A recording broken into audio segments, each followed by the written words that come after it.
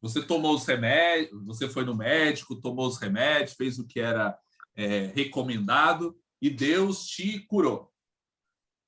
Você atribui a cura dele. Você reconhece que Deus foi o responsável maior pela cura.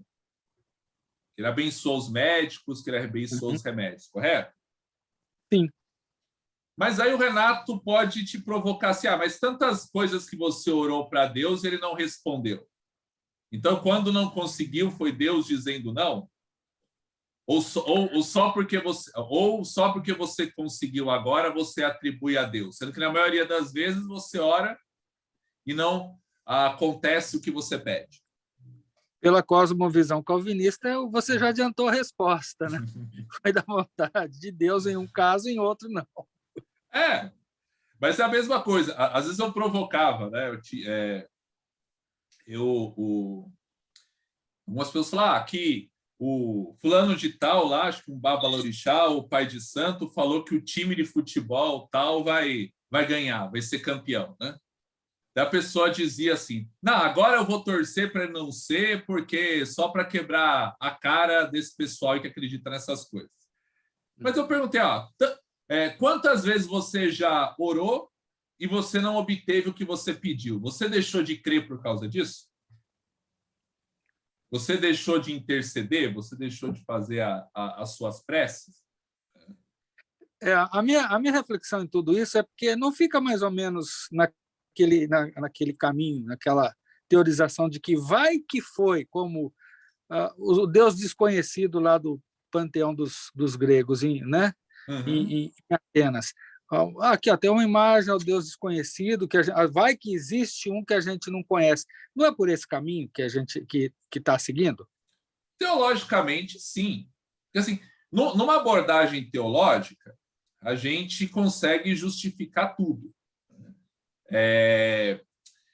Esses dias eu estava conversando, relembrando o episódio, talvez tenha sido do conhecimento de vocês, que na época teve uma boa repercussão, que a Associação dos Ateus, né, é uma das associações dos ateus, que entrou com uma ação contra o Datena, porque ele teria dito que pessoas, um criminoso lá na ocasião, né, essas coisas só faz.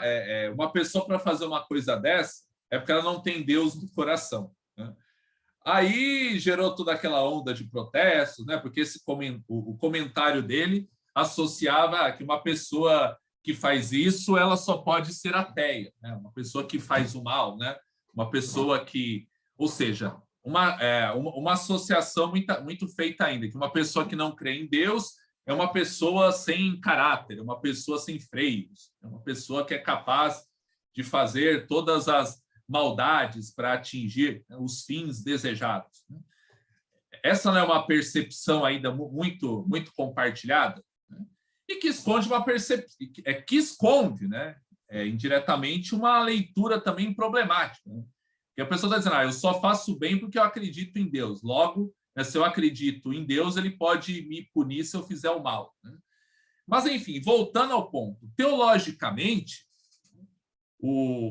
é fácil justificar a não agressão aos ateus nessa afirmação, porque todo o bem, né, que o ser humano produz, toda a bondade, toda a generosidade, toda justiça, ela é reflexo da imagem divina, independentemente da pessoa reconhecer isso ou não, independentemente dela acreditar, de ela ter fé ou não em Deus, correto, José Carlos Bertoni?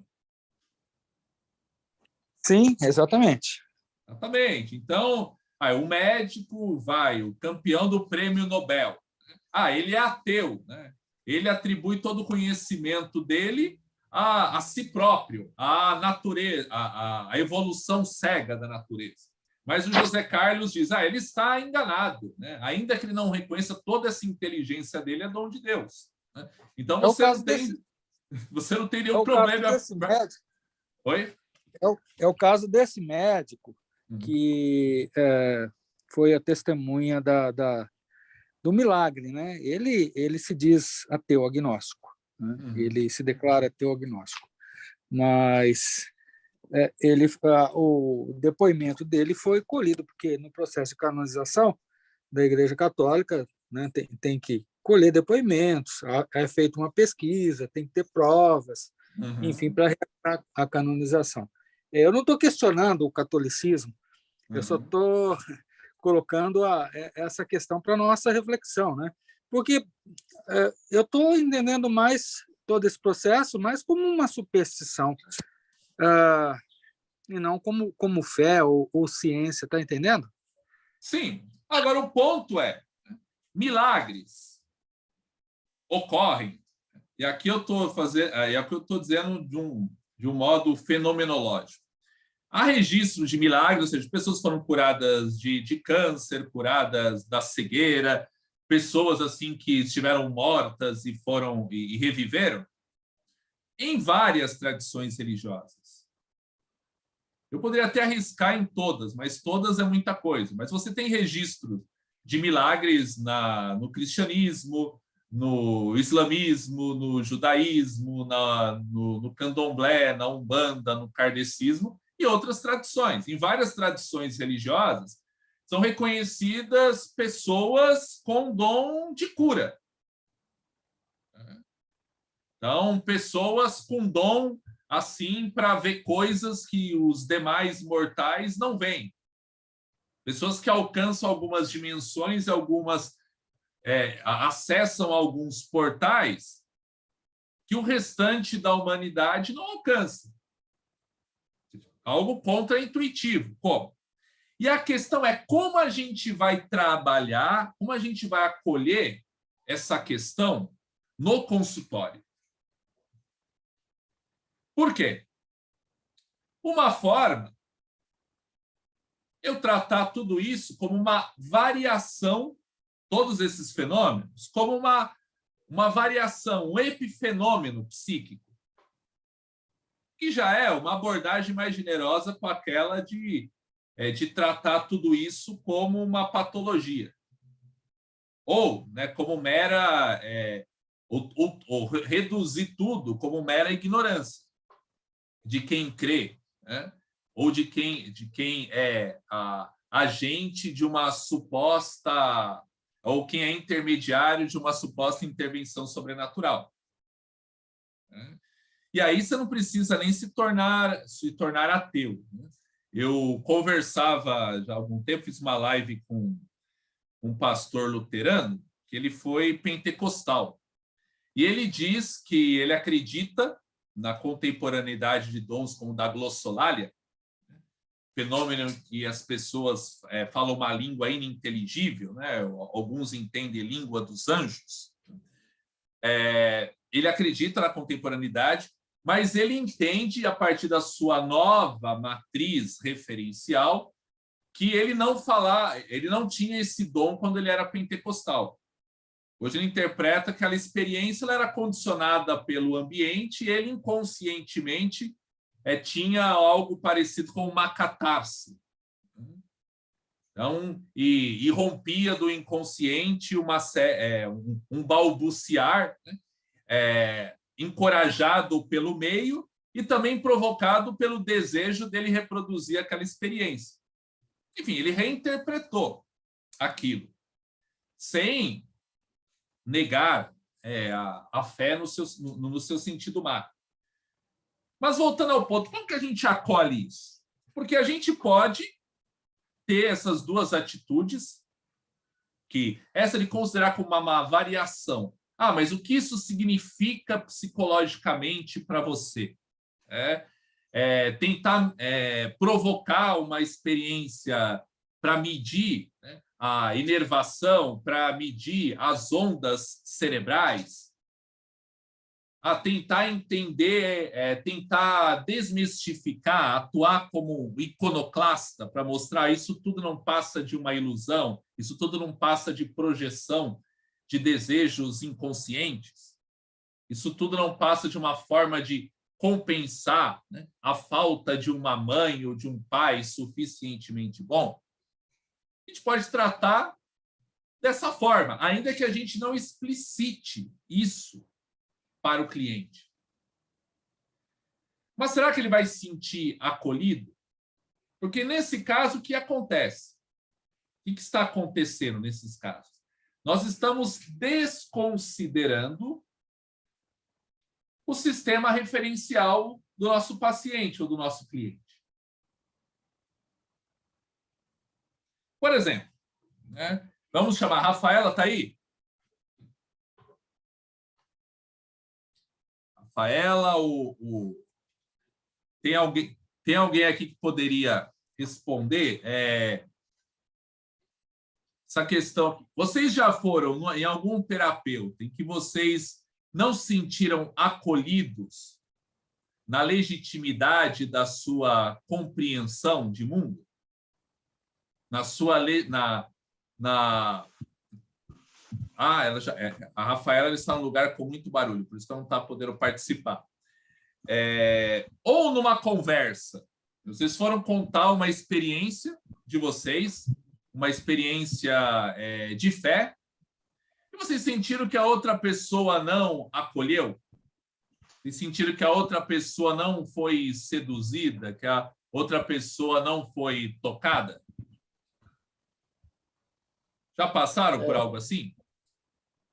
Professor, essa experiência de falar algo da minha fé para terapeuta, eu não passei por essa experiência não, mas eu passei por uma experiência que para mim foi tanto assim desconfortável, porque na época eu estava fazendo minha pós lá no Rio e eu queria fazer terapia, porque todo psicólogo é obrigado a fazer terapia, né? E eu fui, só que a terapeuta lá, acho que a abordagem dela era uma abordagem freudiana, e abordagem junguiana, e foi para uma pessoa com abordagem freudiana. E não teve comunicação, porque a metodologia adotada por ela lá, não sei, foi uma coisa meio complicada. Resumindo, não houve comunicação entre eu e ela. Eu achei uma coisa estranha demais. E, assim, bem longe daquilo que o Jung sempre adota. O Jung adota a dialética como método de terapia. E ela lá não usou uma metodologia que realmente não dava para me explorar de maneira alguma. E eu, tendo em vista que eu também era terapeuta na época, eu ia para a terapia, era para a evolução, conhecimento, essas coisas aí.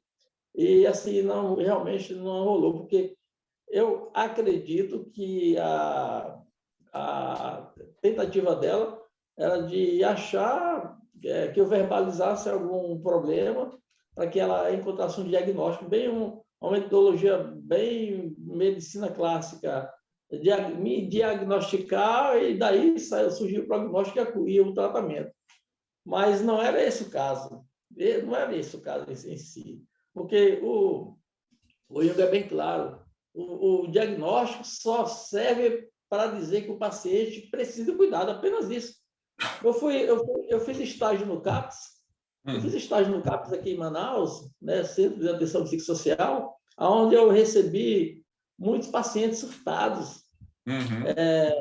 E aí a gente, com um olhar bem acurado, a gente percebe aquele discurso do paciente, todo aquilo que ele falou ali, que ali tem conteúdos do inconsciente, conteúdos que são da consciência daquela pessoa, conteúdos do inconsciente pessoal e conteúdos do inconsciente coletivo. Dá para a gente ouvir o direito, dá para perceber tudinho. Então, eu lembro que a Van Frans falou uma coisa interessante. A psicologia analítica não trabalha com a hipótese de normal ou anormal. Ela trabalha com o ser humano. Você não sabe. Só quem sabe do destino humano é a própria divindade. Então, quis a divindade que a pessoa cumprisse aquele destino daquele modo de viver. Na própria psicologia, que não é uma coisa anormal. Ela trata aquilo ali como tudo dentro do destino de cada ser humano. Mas eu sei que existe essa questão que não deveria existir no mundo da terapia, da pessoa não acolher o paciente. A função de todos nós é o acolhimento em todos os sentidos, tendo em vista que o Jung sempre afirma, a única realidade existente é a realidade psíquica. É a realidade psíquica. É a realidade psíquica, ela é a realidade. Eu tenho uma paciente que falou que foi a Lua. E ele disse que foi a Lua mesmo. A Von Franz tinha 18 anos quando ele falou isso para ela. Ela se chocou com isso. Depois ela foi conversando com ele, passou a ser colaboradora dele, que ela foi entender que a realidade que existe, a existência é psíquica. Só para fechar essa conversa, eu gosto muito de uma frase do Jung, que ele fala assim, eu não curo neurose nem psicose de ninguém. O que eu procuro fazer é colocar o paciente em contato com Deus, porque é de Deus que vem a cura dele. Isso dentro do processo terapêutico. E o terapeuta que tem um inconsciente constelado, ele vai constelar o inconsciente do paciente. Daí, ele vai ser quem vai dirigir todo esse trabalho, é o inconsciente dele que vai fazer esse trabalho. Aqui em Manaus, eu tive uma paciente que estava com câncer, se tratando aqui no Hospital do Câncer, que ela ficou curada com o trabalho terapêutico. E assim, o inconsciente dela foi ativado, ela tinha sonhos e mais sonhos, e ela, reforma da casa dela, né? Resumindo, foi um trabalho muito interessante que ela ficou curada. Mas é só isso, meu professor. Certo. Obrigado, Antônio Barbosa. Então, e o próprio Jung reconhece que há pessoas que são curadas, assim, nesses espaços religiosos. Posso falar agora? Pode, Rafael. Só complementar aqui. Né? Tá. Então, há esse registro, ou seja, para a pessoa, a experiência, a verdade da pessoa, e aqui a verdade da pessoa, ela não necessariamente seria aquela verdade factual, mas a verdade no sentido da sinceridade, no sentido da inteireza, testemunha isso. Então, ela foi curada. Tal fenômeno foi observado por ela e ela deu uma interpretação sobrenatural àquilo. Como você bem lembrou, né, o método dialético. O método dialético, nesse diálogo, né, que vai provocar um confronto que pode gerar uma síntese, se deseja gerar uma síntese, entre dois mundos, entre dois sistemas referenciais. Agora, dificilmente isso vai acontecer se não houver o quê? O acolhimento. E o acolhimento não basta boa vontade, generosidade. Eu não acredito no que você está... Eu não creio como você, Rafaela, mas eu sei que faz sentido, né? Se faz sentido para você, que legal, que bom, né? Que se está te ajudando, né, a adquirir a sua homeostase, se está te fazendo feliz, legal, pô, né? Aquela complacência generosa, né? Mas que não é suficiente para o paciente. E acolher não significa, mais uma vez, você se converter ou você simular que você crê conforme o seu cliente crê. Não se trata disso. Mas se trata de você reconhecer a legitimidade da experiência da pessoa. Ou seja, essa experiência a autoriza a ser tratada como algo em si, não como um epifenômeno, não como uma máscara, não como um reflexo, não como um sinal da verdade que se encontra oculta a isso. Diga, Rafaela. Então, no caso da minha terapeuta, por exemplo, ela é católica também. Só que ela tem a cabeça bem aberta e ela, às vezes, até me questiona. Tipo assim, porque, por exemplo, quando eu cheguei nela, eu estava passando por algumas questões, assim, e ela percebeu que tinha um pouco dessa questão de, assim, dentro da religião tem, né? Essas coisas de enquadrar, né? Sabe? E aí ela percebeu isso e ela começou a me questionar. Tem uma criança aqui, mas tá tudo bem. Certo. Ela começou a me questionar, mas assim, não me acolhendo, ela me acolhia. só que de uma maneira, tipo assim, Rafa, é você, tipo assim, não é que Deus, tipo assim, eu tava colocando tudo para Deus, sabe? Eu tava, tipo, terceirizando tudo para Deus. Então, vocês têm que confiar mais em você, porque Deus também tá dentro de você. Então, me ajudou também, sabe? Sim, ela fez um confronto, e aí, no caso, vocês têm um mundo, mas na sua dimensão macro comum, né? Mas ela reconheceu o seu subsistema, né? O sistema geral, e fez o confronto a partir do reconhecimento de um macrosistema comum. Então, por exemplo, um paciente chegou para mim e disse né, que ele estava frustrado porque ele não conseguiu fazer a promessa. Que ele ia ficar uma semana sem comer chocolate para o filho se dar bem na prova. Daí eu perguntei assim, você de fato acredita que ficar sem comer chocolate vai ser decisivo para Deus abençoar? Por que você acredita nisso? Você acredita que Deus assim não estava na dúvida, será que eu vou ou não abençoar? Mas depois que você ofereceu esse sacrifício para ele, agora sim eu vou abençoar? Então, assim, é feito aí um confronto entre o micro e o macrosistema que a pessoa está situada. Porque, de fato, a sua fé, ela diz isso mesmo? Ou, ainda que ela diz, nesse caso específico, será que você não está agindo de má fé, como no sentido sartriano? Você não está assumindo a responsabilidade? Você está fingindo que não sabe o que sabe, ou está fingindo que sabe o que não sabe? Veja bem, então assim, ok, você crê na vontade de Deus, mas assim, ainda que o cara seja hipercalvinista, né, eu peço para o José Carlos aqui, se eu estiver equivocado, que ele entre, por favor, ele não vai acreditar que tudo que acontece é porque já estava destinado a acontecer e que eu não tenho responsabilidade nenhuma pelo que faço. Então,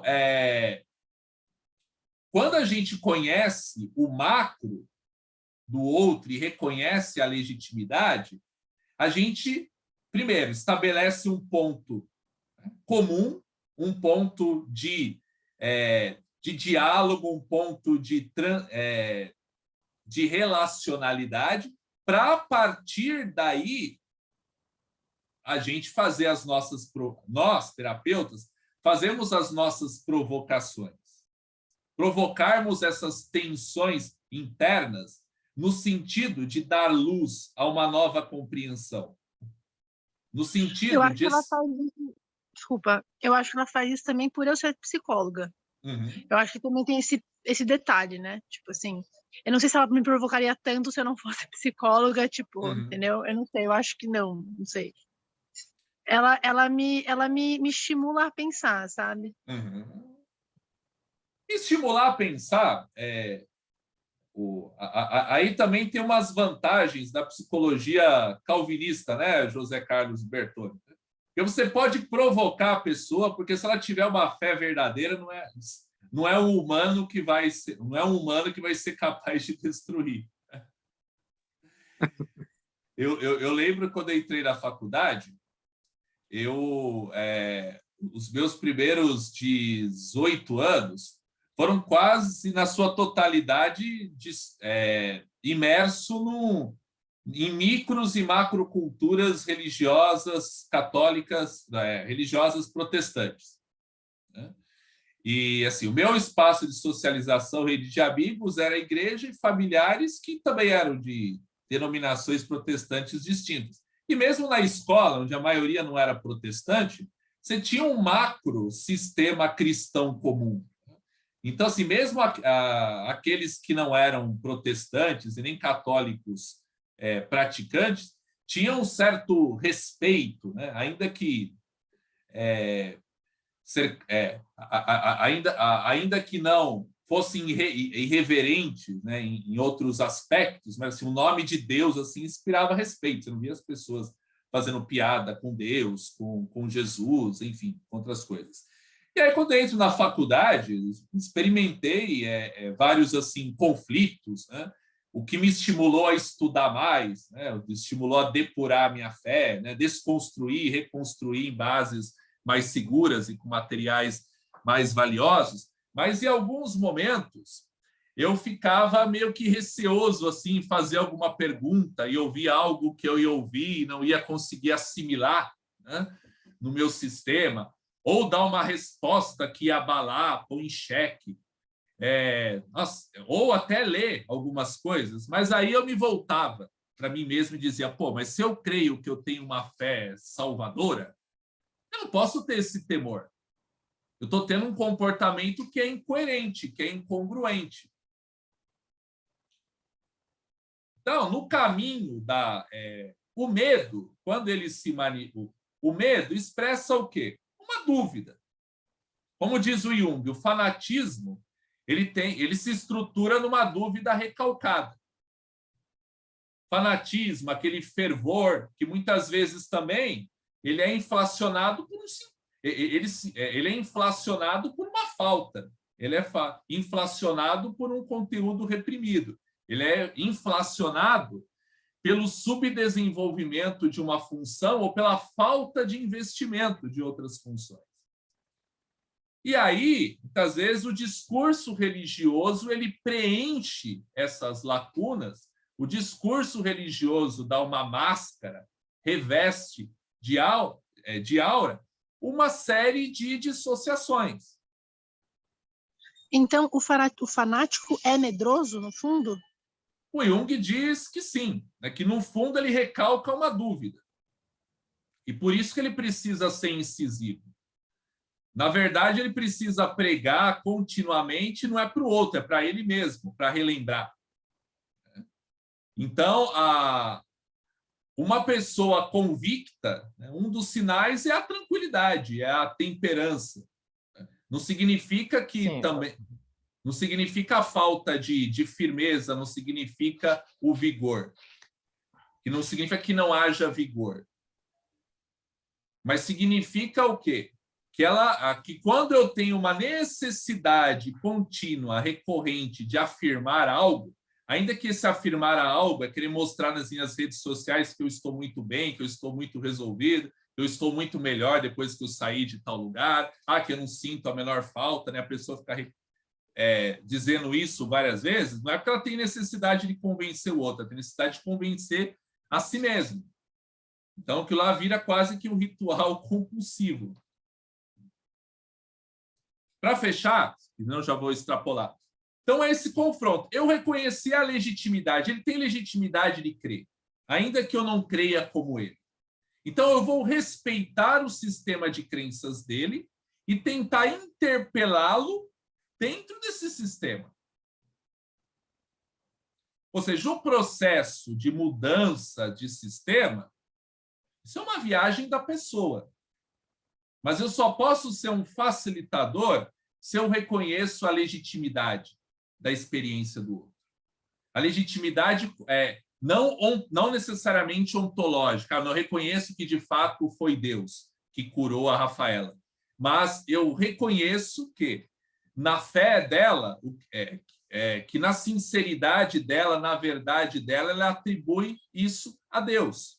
E eu não estou aqui para desconstruir isso, estou aqui para verificar se de fato mesmo ela acredita que foi Deus. Se de fato o que ela atribui a Deus condiz com o que ela atribui a coisas que ela atribui a ela mesma ou atribui ao diabo, seja lá o que for. Ok, se pessoal? Se é coerente. Ser coerente, exatamente. Então, por exemplo, o pão, a oração pelo pão nosso, não é pelo meu pão. Né? Porque o Pai é nosso, o Pai não é só meu. Então, você acredita nisso que o Pai é nosso? Então, por que você acredita que Deus deveria fazer com que fulano tal se apaixonasse por você? Por que que você deveria achar legítimo que Deus tem um compromisso de fazer o João deixar de gostar da Maria para ficar com a Manuela? Então, você acredita mesmo nisso? Então, assim, de fato, você acredita em Deus mesmo? De fato, assim, o que você conhece de Deus reflete aquele Deus que é testemunhado no seu livro sagrado, na sua experiência de fé? Isso vale para qualquer outra experiência. Estou falando aqui da experiência cristã porque a Rafaela se voluntariou aqui, mas poderia ser para outras experiências. Um abraço, pessoal. Até a próxima semana.